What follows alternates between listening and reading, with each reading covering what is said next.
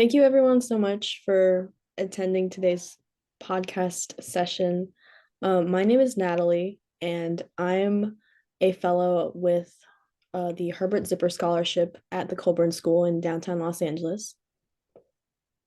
I'm Caleb, and I'm a part of Project Step and Boston Beam. I play the cello, and I'm 18 years old. I'm Natalia. I'm a part of the Chicago Musical Pathways Initiative program. I play trumpet and I am 17 years old, a senior. I'm John Caleb. I play viola, and I'm from the Pathway. I'm Trinity. I'm from Yosa, and I play the flute. Yeah, and I forgot to mention I play the violin and I'm 16 years old. Okay. Um, so let's just sort of go around and talk about how we all got involved in classical music.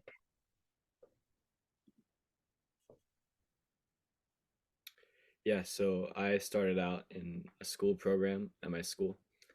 Like a lot of the third graders get kind of like a public education in a string instrument, which I think is really awesome.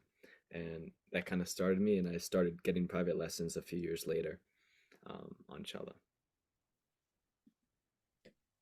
Yeah, I have a really similar story actually. I started in fourth grade in elementary school. And basically everyone picked the violin. So I was like, oh, I might as well just pick violin too. And then later, I started taking private lessons with my current teacher. For me, I started at like a community-based organization that was just like local in my area. My mom had like me and my siblings all like just start on an instrument. And I actually started on viola, which is not really common for violists. A lot of violists like come from violin and then switch over. But I don't know why my mom like picked viola for me. It was probably because like I was just like the smallest out of my two older siblings, and like I guess like violin was like very popular, so like she just wanted me to be different, I guess. Um, but yeah, that's how I got started. I first started in the sixth grade, and I had to try out for a bunch of like different woodwind instruments. I didn't really try brass because I wasn't into it, but I tried all the woodwinds. I couldn't get a sound, but then when I tried the flute, I automatically got like a really good sound, and so I just stuck with it. But it wasn't until like really when I joined like the Pathways program that I was introduced to a lot of like classical music stuff. And so like it really opened the door not that long ago for me in the classical music era. Yeah, I'm pretty similar to Trinity in the whole not getting started until pretty late. I started playing in general around like fourth grade. I started on trombone because that's what my brother played, and I was like, I want to be just like him. But then getting into my school band, I switched around a lot on instruments. Eventually, I landed on trumpet, but I didn't really get seriously into it until my freshman year when I joined the Pathways program. And that's when I started taking private lessons and actually joining like youth ensembles. Yeah, nice. It sounds like we all have really similar stories, like starting around fourth grade, which is pretty cool because a lot of the people I know started classical music when they're like 5 or 6 years old. So, and then it's sort of ridiculous to think that like, oh, like 8 or 9 years old is considered late. But, it's so great that we all get to, be here today and be able to play our instruments. Okay, so let's start talking more about our Pathways program. So, how did you guys sort of get into your Pathways and how did you find out about it? What was your audition process like? Yeah, so I have to thank my mom for helping me out with finding my Pathways program. Boston Beam is pretty new here in Boston, and Project Step has been here for a while. But with both of them, kind of as I got more serious about music, my mom found them as like really great ways to help me shine and find new mentors and to help support everything I do. And I'd say, like, really, with the moment I began uh, becoming a part of these programs, that's really when I started to skyrocket with my progress. And so they have really been so important to my growth. I can say the same thing about my Pathways program. I started in it again because of my brother, but also because one of the like community schools that I'm in, the Merit School of Music, is like one of the like partner programs of CMPI. So that's kind of like where I got that connection. And I think CMPI has been around for like 5 years. So I joined in their second cohort. So it was still like kind of new, but like I feel like it's expanded a lot since then. And like I've grown with it, like with the program, I feel like. So I have a lot to thank from that program.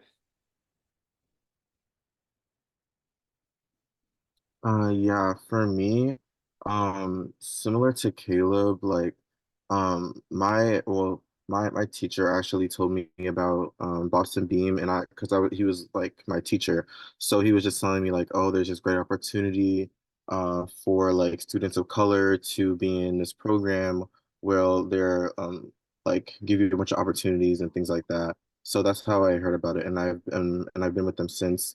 And I think I don't remember exactly if this is correct, but I think like I was like part of like the first cohort of like Boston Beam, and like because it's like Caleb said, it's very new to Boston. So yeah. For me, I actually got nominated by my band director. So for Yosa Rising Star, it's a little different. You have to get nominated by somebody, and they have to fill out a bunch of forms for you to get into the actual like before audition round. And so somebody did that for me. And then what happened was I would there would be a selection of those who got nominated, just like maybe 10 or more than that, and then we would go audition, and most of us would actually get to be in the Yosa Rising Star program, and so that's how I got into it.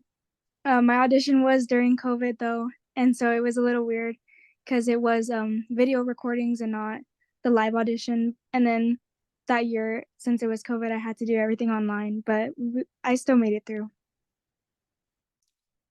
Yeah, and for me, I joined the Herbert Zipper Scholars at Colburn, or I first heard about it in freshman year of high school when the violist in my group had said, and we were having a rehearsal in Zipper Hall. And if you don't know, like Herbert Zipper was this huge contributor to classical music and the arts in the LA area with, Dr. Richard Colburn, who founded the Colburn School. And it was so cool because she was like, "Oh yeah, I'm a Herbert Zipper scholar," and I was like, "Wait a second, we're sitting in Zipper Hall right now. Like that is so immense. That's so cool."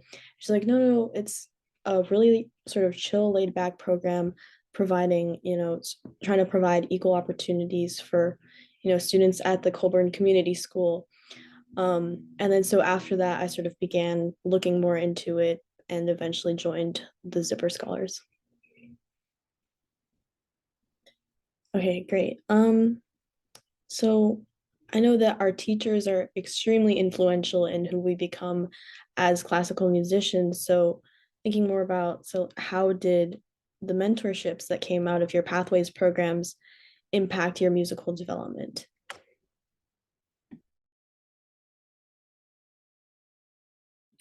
Yeah, I'd say at Project Step and Boston Beam as well, um, it really just cultivates a family. And I don't know if you guys have similar experiences in your pathway programs, but um, like in Sphinx, when I did the Sphinx Performance Academy, it's not necessarily a pathways program, but it has similar goals.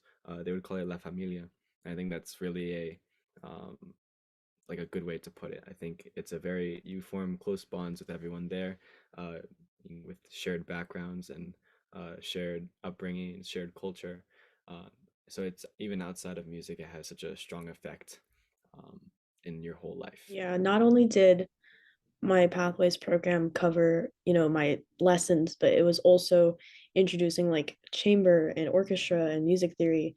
And it was like so much to deal with at first because, I just been doing like lessons in chamber for a few years. And then with, along with my teacher who's been so, so influential and like really monumental in taking me to be able to consider the next level in classical music, to also including, my chamber coach, our orchestra director and our theory teacher, and how they all sort of developed their own pathway in classical music as a career.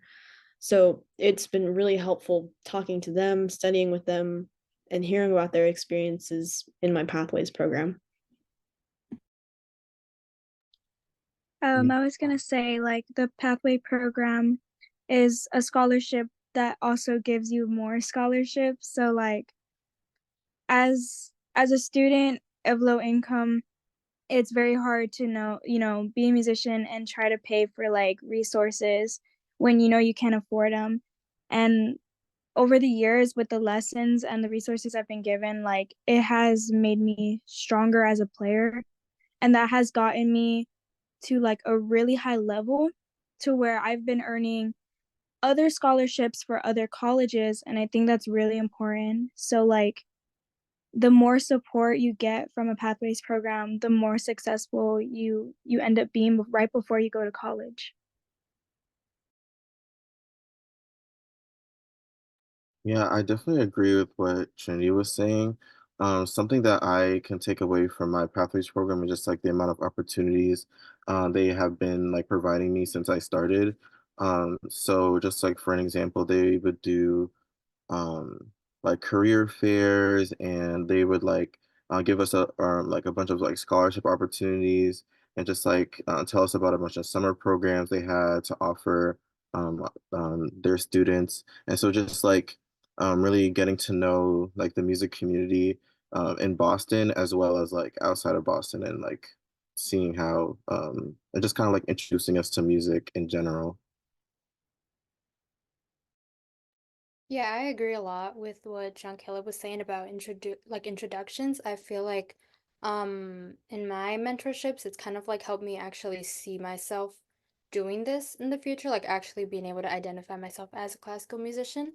Um, Both in the mentorships, like um the staff in the program and my teachers. For example, my mentor is her name is Diana Lopez. She is a female um trumpet player who's also like a person of color, and that's kind of like something that I don't really see that often. Like specifically in like brass and trumpet, like females of color are just not like the majority, I guess. And so I think like talking to her and having those conversations have really like helped me realize that I could have a future in this career and field. Um, I feel like there's been a lot of other things that like these programs have helped like offer us other than just like mentorship and scholarships. So I was just wondering like what else do you guys think those things have been?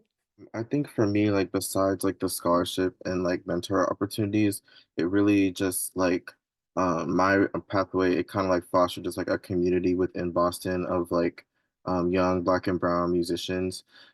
So I think like without like the pathway I'm in, I wouldn't even know like there were other music students like me, just because growing up and like in music before my pathway, I didn't really see people that looked like me, especially because I'm also at the preparatory school at NEC, and there it's like a handful of like Black and Brown students in like the whole program, I feel like. So with the pathway program, I was able to like meet other Black and Brown musicians like my age, and like kind of see how they were like navigating that space, and just seeing how they were doing. And I think that just like created a great community in Boston and in music. Yeah, I definitely feel that there's something to be said about how much your Pathways program, broadens your viewpoint and expands what you see yourself doing in classical music. Like, I know that a lot of us started out in school orchestra, which of course is really fun, and you get to play music with your friends. But it wasn't until I got the opportunity to study with my really wonderful teacher, Joan Kwan, that I realized like how small I was in this like infinitesimally vast and really beautiful like plethora of classical music, and how much you can do in it and how much there is to grow. um so my teacher was super instrumental in that, in that path. And I know a lot of peers who felt the same way about how, you can get the resources that you have in public school, in school orchestra, but it's because of pathways programs like this that we're able to expand so much.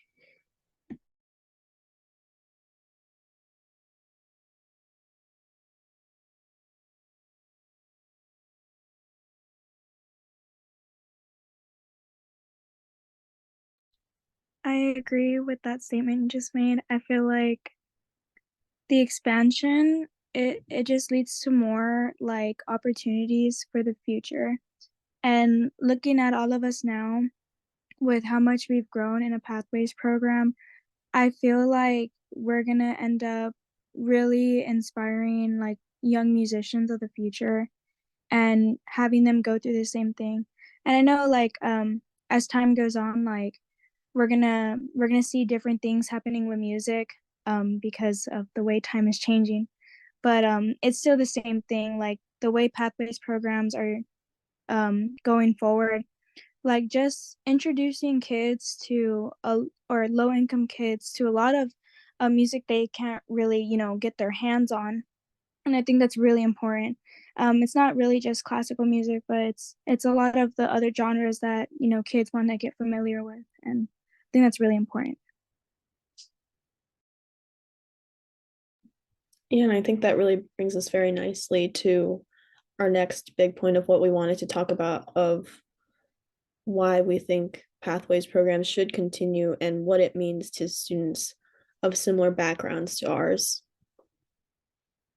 So if anyone wants to start. I personally think that it's really important for pathway programs to continue.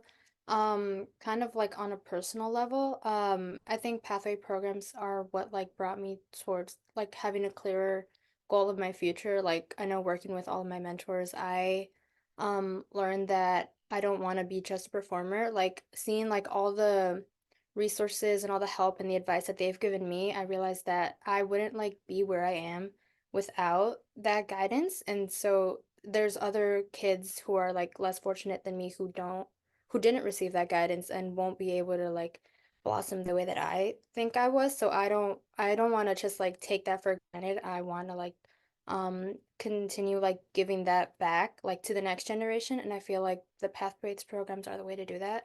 So I kind of like like me personally, my future goal is kind of like to also work in a pathways program or something similar like a youth orchestra or something like that, because I feel like that type of guidance and support is really important.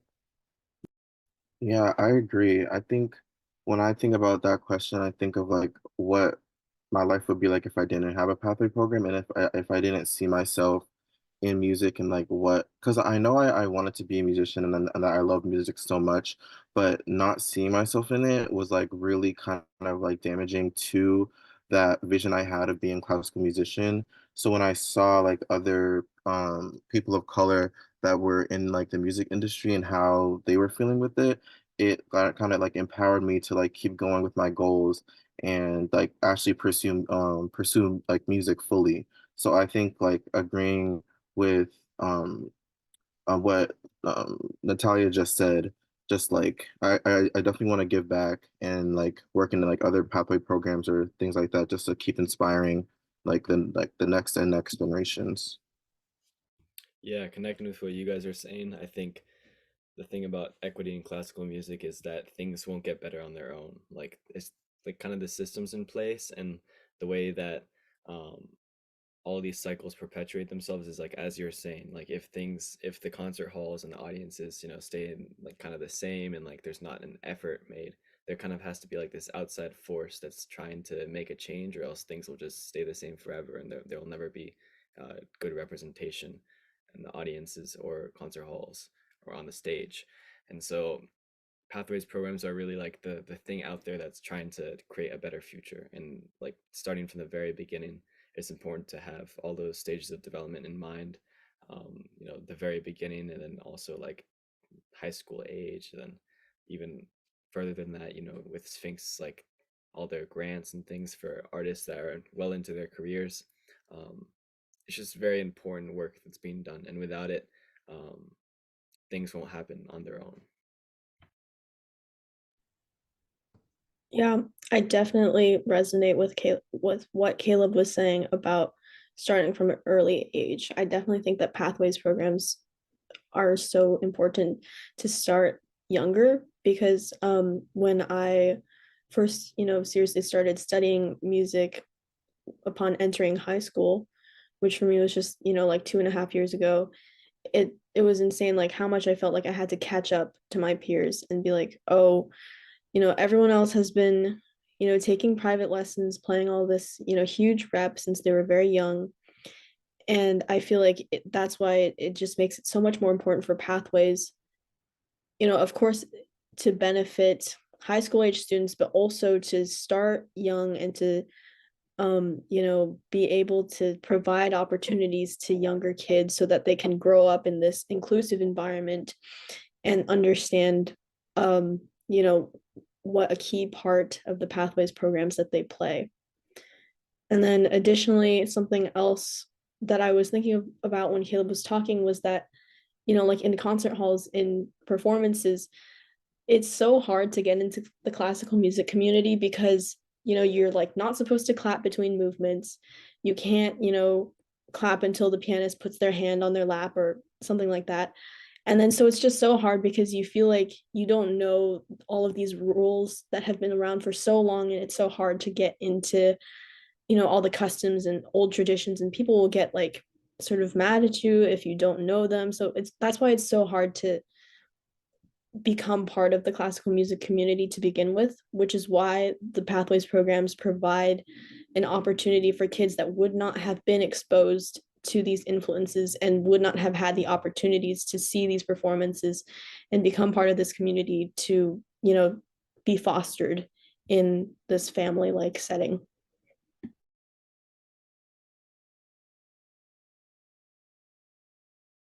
Yeah, I totally agree, and I wanted to add on something like totally forgot about is that my pathways program, they like give us free tickets to like the BSO and like performances like that, and that just was like so crazy to me when I was younger because I love like watching like concerts and things like that, and that also exposed me to those like concert norms that like you were talking about, and think the and things that I just like wouldn't know about if I wasn't at those concerts. Um, so yeah, that's definitely something I'm very grateful for my pathway because and also I think it like kind of like exposes like young musicians to like the like orchestral like repertoire as a whole. So like that and like that too, just being able to like have like conversations with like people um about like music you've heard and things like that. So I just think that like that's been very important to me in my pathway. I wanted to talk about the same thing almost like you're almost adventuring out into the like the world around you being in a pathways program. Like I know in San Antonio when we're given the free concert tickets, like I'm able to see like every group in San Antonio for free, which is insane because sometimes it costs a lot of money. So I'm really grateful that like pathways programs really help kids go out there and experience different types of music, but also like hearing the orchestra rep live. I remember the first time I saw like an orchestra live, and it was just like jaw dropping. Like I started to vision myself like in that position of being in the orchestra. And so like I wouldn't have been able to go if it wasn't for like the Pathways program. And so like that has given like us and me like a lot of inspiration to like be that person. Um and yeah, it's very influential. And so I think like having the resources to go and watch all those concerts is like really it's just very inspiring to know that you can do the same thing with the support of the Pathways program.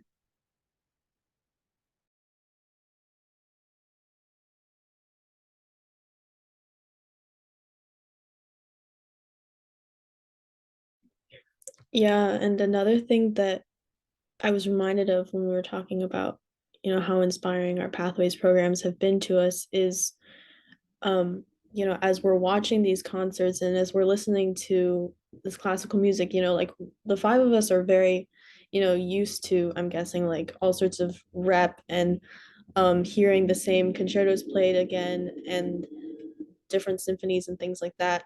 But when you go into school or something and then people hear that you're a classical musician, there's a certain perception about that you're like, in a powdered wig and like a tuxedo and stuff. And it's just like it's such a unique community to be in, but it's also something that it's um that like doesn't get out to a lot of people in my opinion. So how do you guys feel that classical music is or should be staying relevant, I guess, to currently how music is progressing, how people as a whole appreciate music, and how we're going to be getting more classical music listeners and fans?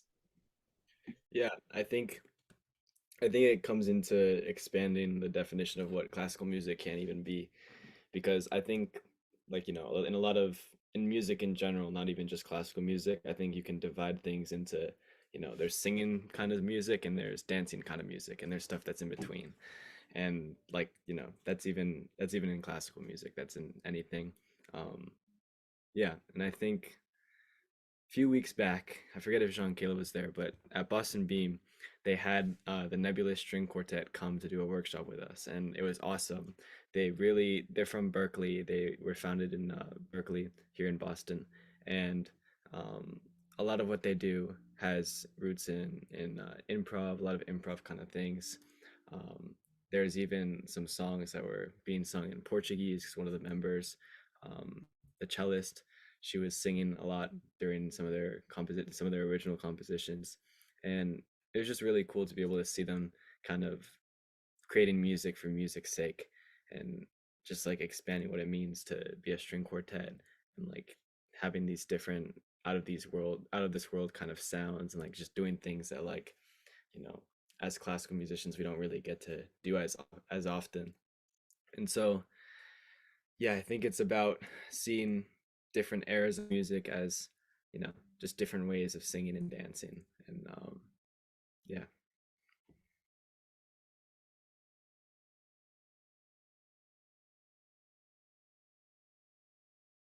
I really related to what Natalie said about like when you like go back to school, at least for me, because my school doesn't really have music. Like we have like a theater class that like they do some like singing productions, and then we have like a piano like keyboard class, and that's really it. So like none of my friends are like in classical music at all, and like I don't think anyone at my school really does it to like the like level that I do at least. So I think like one way that we can like kind of bring classical music to like communities that aren't really exposed to it that often is like through these pathway programs, obviously.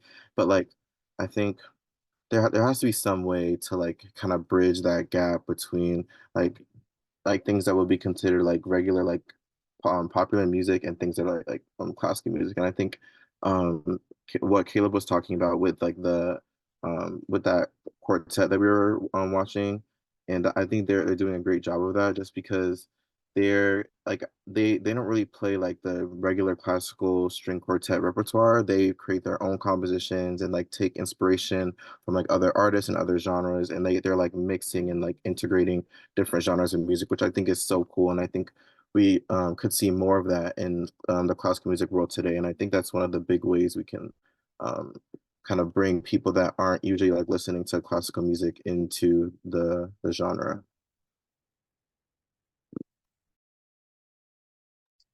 I totally like really like what you just said. Um, like classical music evolving into other forms of music or even just mixing in general is like it really does invite others in to what we experience. And so recently I listened to this artist and it's jazz and classical together, something like I never really used to listen to, but it's something that I find to like. And so like that could be like a source of inspiration since I do compose on the side.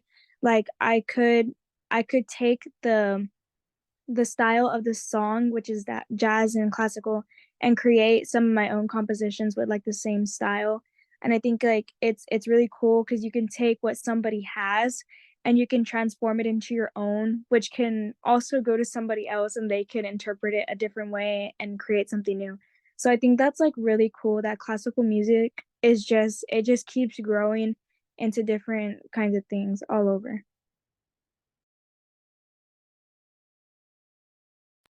Kind of agreeing altogether with what everyone was saying about like classical music growing.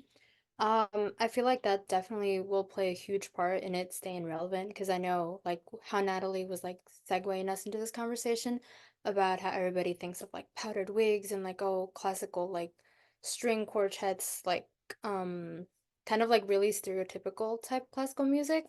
But they don't realize that like classical music is like in a lot of other things like they don't realize that they're listening to it every time they watch a movie or a show or anything and they don't realize like all the different genres of it. I recently did a program called Fortissima. It's not really a pathways program, but it is like kind of really similar values. It was for like females musicians of color.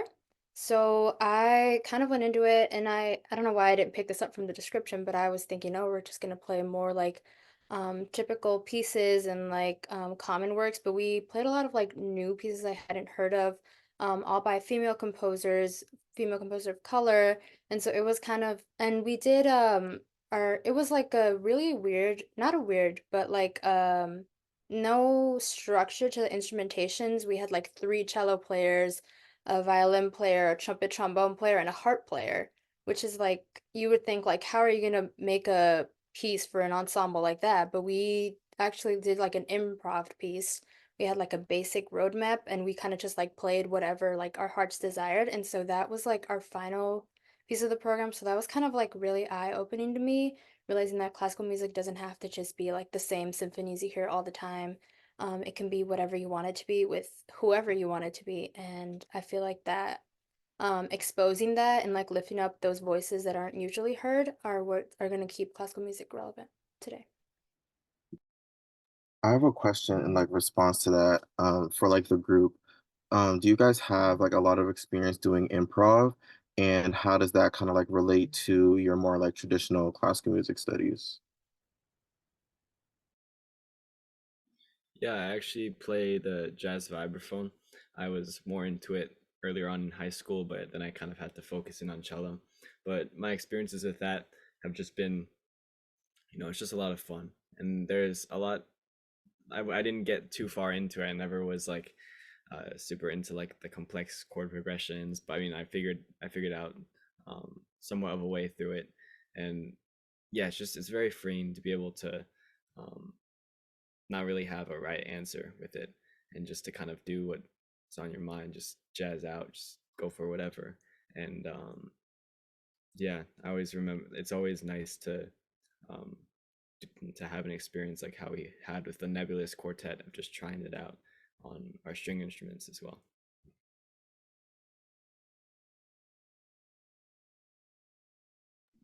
Sorry, I just wanted to add before we move um towards more our discussion about improv.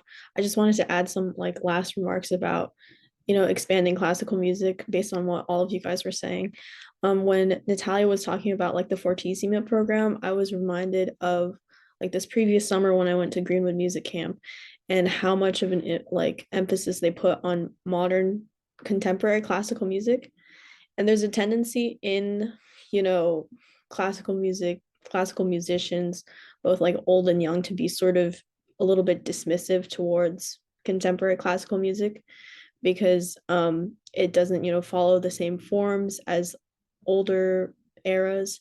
And for like younger musicians, it just feels like um a little like new and unfamiliar and experimental, and it can sometimes feel like pretty bizarre. But I really appreciated Greenwood because, well, like I used to think like that, but and then I went to Greenwood, and it was like this entire transformation of how I thought about modern classical music because, the way that we think about like playing the same pieces over and over and, like hearing the same pieces like I've talked to like non-musician friends who are like, oh, so you guys basically play like covers of things all the time?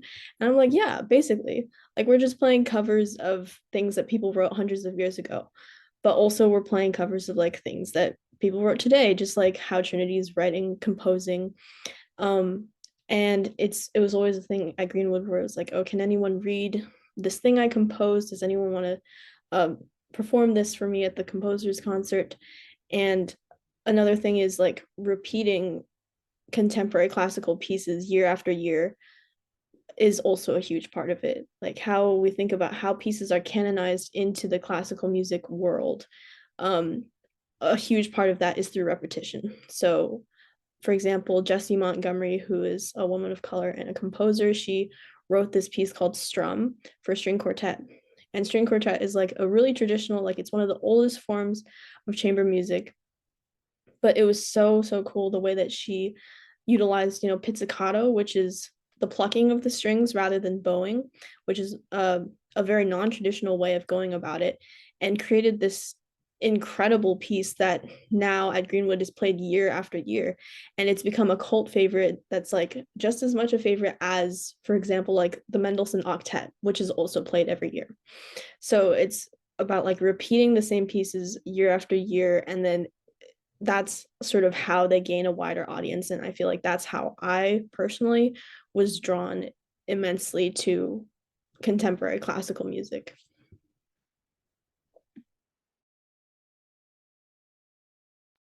I agree a lot with what Natalie was saying about like repetition of pieces, especially like when she was talking about that. I remembered like an instance where I was in my youth orchestra rehearsal and we're currently playing Petrushka for one of our pieces and another contemporary piece that we don't know yet, but we just know that it's like going to be contemporary, like as our opener. And one of my fellow orchestra section members was telling me, she was like, "Oh, I don't want to rehearse this contemporary piece. We should play Petrushka because everybody loves Petrushka and they're gonna know it." Or like every time there's a concert going on at Orchestra Hall, the concerts that get like sold out are the ones with like the major symphonies like Mahler 5, Mahler 1, or like anything that everybody knows. And if it's like a contemporary piece, everybody's like, "Oh, I don't really know that one," but I think they don't realize that for those contemporary pieces to be like as big as the major symphonies are, you have to like repeat them, you have to play them, you have to go listen to them. Like nobody was I bet you people were saying the same things when they first heard some of these major symphonies that we love now. Somebody like many years down the line are going to be loving the contemporary pieces that we're kind of like hesitant about now. So I think sometimes we need to realize that the creation of the music in the future is now. Yeah, something that Natalia just said reminded me, like, wasn't it one of Stravinsky's pieces that started a riot Rite at, of Spring. Yeah, Rite of Spring. yeah, the Rite of Spring? And it's crazy. It's like, maybe like the modern pieces that we're playing right now might be like garnering some, like questionable, like people questioning it. But as we continue to canonize it, like it's gonna become integrated just as how like major symphonies play Rite of Spring nowadays. Yeah, most of Mahler's symphonies, same way. Like they weren't really received well upon their premiere. Especially like Mahler one was kind of like seen as a joke. It was really strange at the time, and um, yeah, that's why it's so important to embrace the new music. Yeah, and sorry, like with what John Caleb was talking about before about improv, we sort of like cut him off like when he was mid like questioning through, that process. But yes, like I have played a little bit of improv personally in orchestra actually as a solo. And then I got like it was in freshman year of high school and it was only like four measures of improv that I was allowed to have, but it was so fun, like all four measures and all sorts of like different soloists were standing up, and it was actually a pretty experimental piece too, how we were all standing up and improving, but it was so enjoyable. So I really am very hopeful to see as to how improv is going to be incorporated into classical music as it continues to evolve. I haven't had, which as a trumpet player is like a little crazy to say, I haven't had much experience in improv. I actually was mostly like a very classical immersed musician up until this year. I joined my school's jazz band. And that actually kind of started because of the improv piece I did at Fortissima the year prior. Then I was like, oh, this is kind of fun. Like I can just make up whatever I want, obviously like structured, but like I get to like say what I want to say and not what like another composer wants me to say. So that's kind of like why I joined jazz so that I could like do the same like um have the same like freedom. And I've also actually also had like I think it was an orchestra piece that I improved on, and it was like super cool to get to do some of like techniques that I don't usually do, like growling or like scooping into notes, like just doing like different things that I wouldn't normally do in like traditional piece or in something written out for me. So that was just really fun.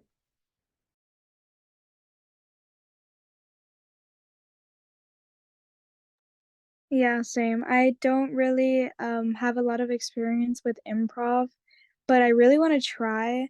I've never tried improv at all, but like I'll play in my room sometimes, like just like melodies I hear in my head, and like that's through like the experience I have with like classical music. Like I like hear a melody, I can play it in like on my flute in my head, and that's really all the experience I have with improv. But I wouldn't be able to like hear it in my head without knowing like the styles of music I know, like classical and even like romantic or something. Like I wouldn't be able to like hear it unless I was studying from a paper.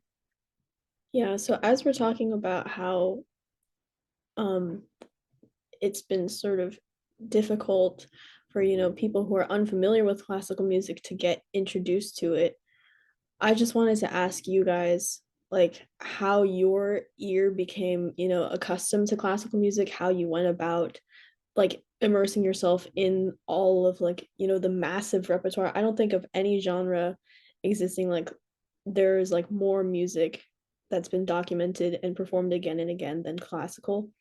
So I just wanted to ask how you guys went about exploring this genre and in its immensity. For me, it was kind of through like just like experiences I would have like playing in an orchestra or playing solo pieces, and then I would like go on YouTube and like look for those pieces again, and that kind of like led me to find more pieces and just like start listening to a bunch of things that I like listening to.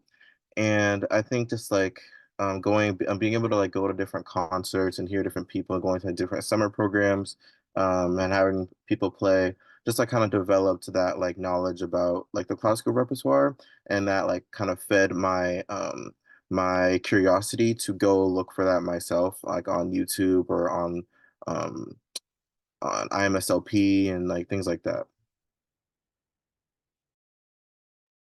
Yeah, I kind of went through the same thing. I actually like I knew about classical music before I started playing my instrument, but I really didn't really start studying it until I hit freshman year. And like that's only been 4 years for me. Um I would say like it was very hard at first trying to get to know classical music because I was learning other genres too. And it was like classical music, it doesn't really like you have to tell it, you're given music, but like you have to put your own story into that music, and that's how it was. Because romantic was like it already has a story, but classical was like you gotta kind of like make the story yourself with what you're given. And I think that's where the creativity comes from. Like us, we see classical music and then we start to think about, okay, let's picture a scene in this movement or in this part of the song, and then you just keep building from there to the end of the piece, whether it's like a symphony or something.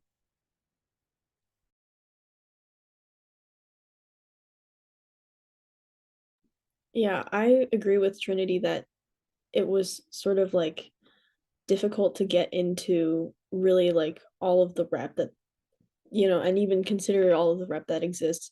Like when I was younger, when I was like in middle school, I would, if it was a string quartet, for example, I would listen to the allegro, skip the largo, listen to like, and just like skip all the slow movements and then listen to the fast movements.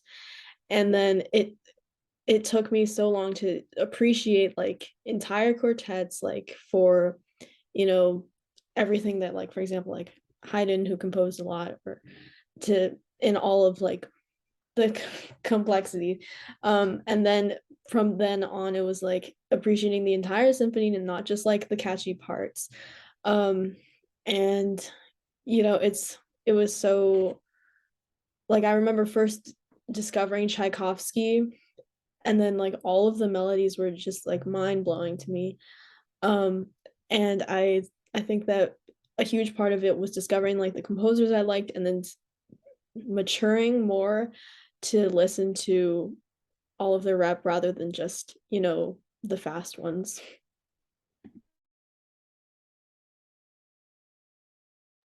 I agree a lot with what everyone's saying about how it's a lot of like playing and listening. But specifically what Natalie was talking about, what she said talking about when she first discovered Tchaikovsky. It's actually really funny. I do this last year. I had this special performance called like Classical Kids Live, which is the name of like the piece was like Tchaikovsky Discovers America. So it's basically we're like kind of the pit orchestra for some actors who are like it's like a kids education concert to like introduce them to Tchaikovsky, but it actually ended up still introducing me to Tchaikovsky. So it was just like a lot of excerpts and melodies from like 1812 Overture, The Nutcracker Suite, Swan Lake, and it was kind of I knew those pieces existed, and I knew like the main like the the same like Swan Lake theme or the 1812 Overture, like I knew those basic things, but I never actually listened to the full pieces until I played that concert, and then I realized I was like, oh my God, there's so much like more that I could listen to. So that was just like a really funny coincidence, but also like really serious that it's a lot of playing and listening to like excerpts that kind of like lead us into the search of the actual full pieces.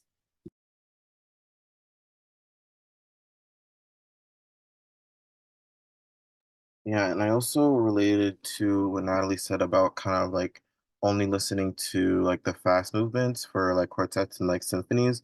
When in my like youth orchestra, like a few years ago, we would only play like the first and last movements of like the symphonies we played, and now like playing the whole symphony is just like great to like appreciate the whole symphony as a whole and not just like the specific movements.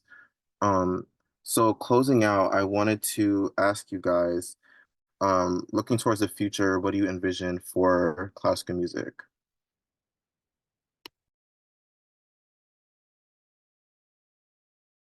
I really like to hope that classical music is going to continue to become more accessible for people.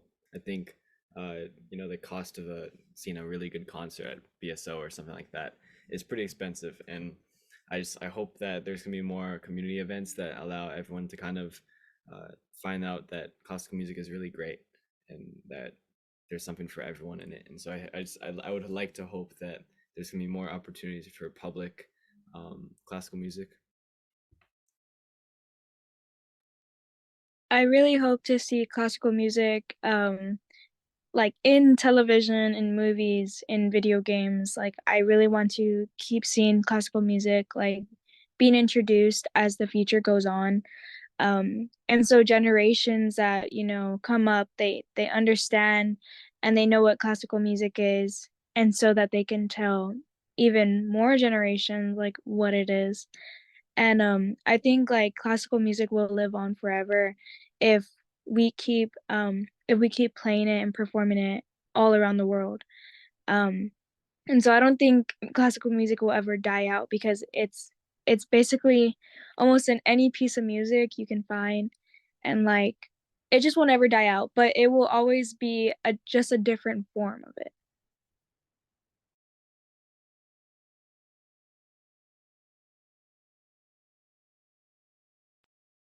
What I hope for the future of classical music is that it stops having kind of like a sense that it's for like older people or like elitist people, because I know like a lot of like the really high price, like what how Caleb was saying, the high prices for like concert tickets kind of like even though like I play classical music and it's like I like know and have connection with the pieces, I feel like I shouldn't be there because I like can afford to pay the high prices that are there like to sit in the front seats and like enjoy it the way other people do. So it's kind of like a little like imposter syndrome. So I really hope that like kind of goes away and it gets a little more like people realize that music is for everybody, despite like the money situations or anything like that.